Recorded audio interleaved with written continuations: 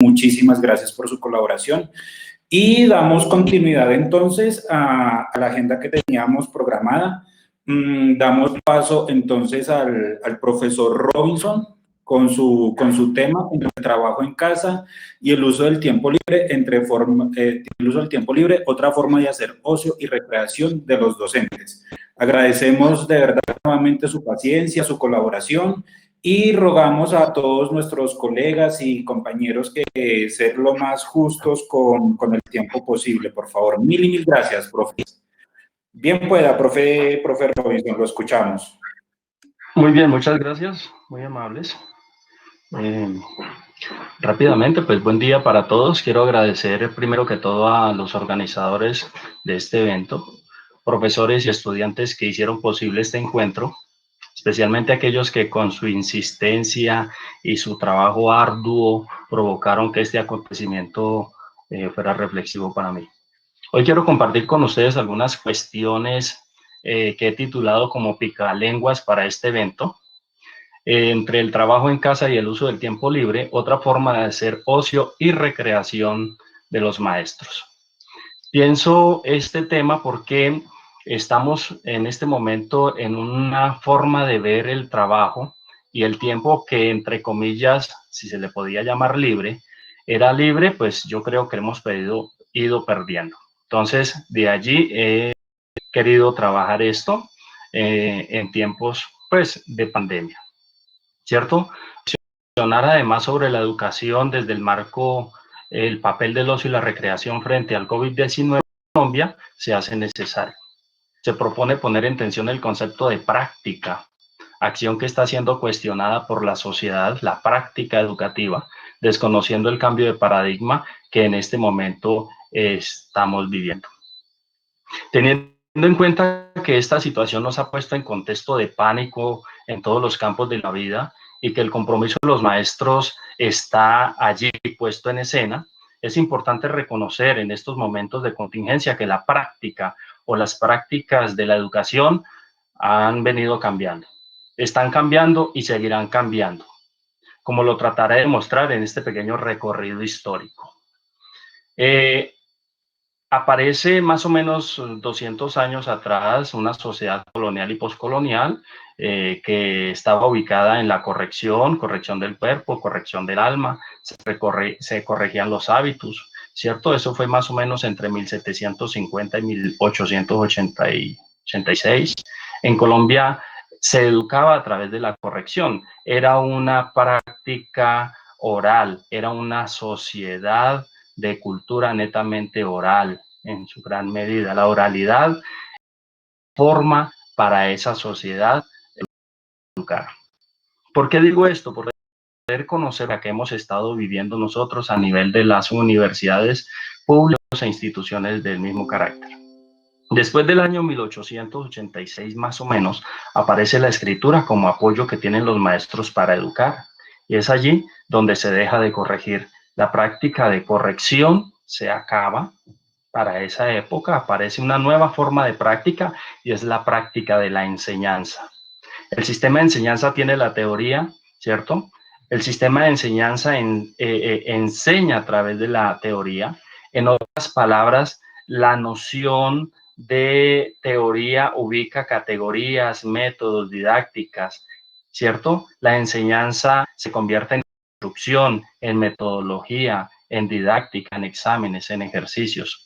Uno tiene definitivamente que aprender en esa sociedad para poder enseñar. Después aparece la enseñanza, la enseñanza se acaba, más o menos en 1950. ¿Y cómo es que en 1950, según, digamos, el Grupo de Historia de la Práctica Pedagógica en Colombia lo referencia así, ¿cierto? Y se acaba la enseñanza y todavía seguimos hablando de enseñanza. Parece ser, y allí aparece Taylor, ¿cierto? Que inventó los objetivos de aprendizaje. Entonces se acaba la sociedad del aprendizaje, dejando de lado esta sociedad. Aparece la sociedad del aprendizaje y su práctica, su relación se ubica en el conocimiento. El aprendizaje se estudia a través de la psicología. La psicología es la ciencia que da cuenta del aprendizaje. Por eso Tyler y otros académicos comenzaron a estudiar el aprendizaje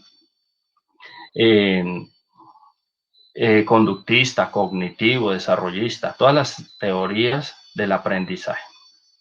Después se acaba la enseñanza y aparece la sociedad de la información para los años 1900, para los años 1980, año en que nació la Internet oficialmente.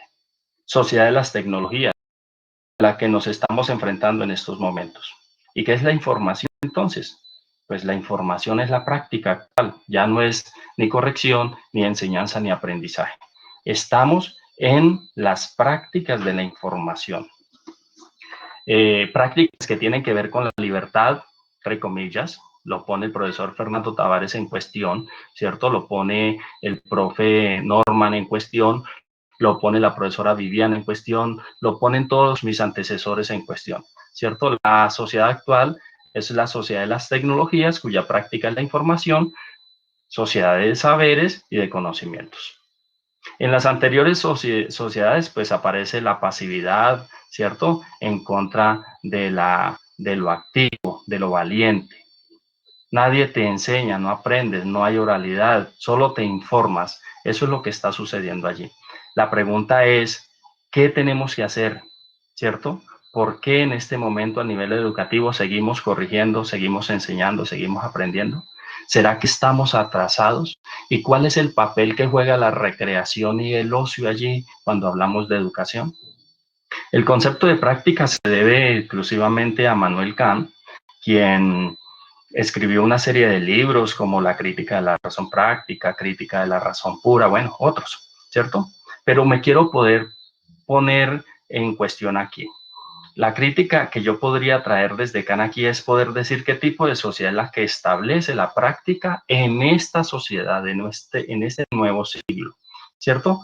En otras palabras, es poder decir por qué la información, el computador y las tecnologías están en esta sociedad como medio de educación. Entonces, para poder decir esto como crítica, hay que estudiar la relación de esa práctica, de la información con los dispositivos y las técnicas que ofrecen las tecnologías, como los medios de comunicación, con los medios de información y su relación con la ciencia, con el conocimiento, con la economía, con la política, con la cultura. ¿Qué es lo que persigue esta sociedad que logró por fin aislarnos, separarnos, dividirnos? Y allí entonces cobra mucha importancia lo que el profesor Tavares convoca en su reflexión. O sea, tenemos que ser críticos para poder mirar cuál es el papel de la sociedad en estos momentos. Inspirado en lo anterior, pues me permito indicar tan solo algunos asuntos a tener en cuenta sobre la labor del maestro desde su práctica, entendiendo la labor del maestro desde la clase para esta charla, para esta conversación, como pica lenguas, pues la clase directa o la clase presencial. Sin embargo, hay que recordar que el maestro no solo da clase, también investiga, también hace trabajo social, ¿cierto? Entonces yo me voy a ubicar únicamente en la clase directa. ¿Cuáles son los asuntos? Pues el primer asunto que pongo aquí en evidencia es, primero, un cambio de escenario educativo.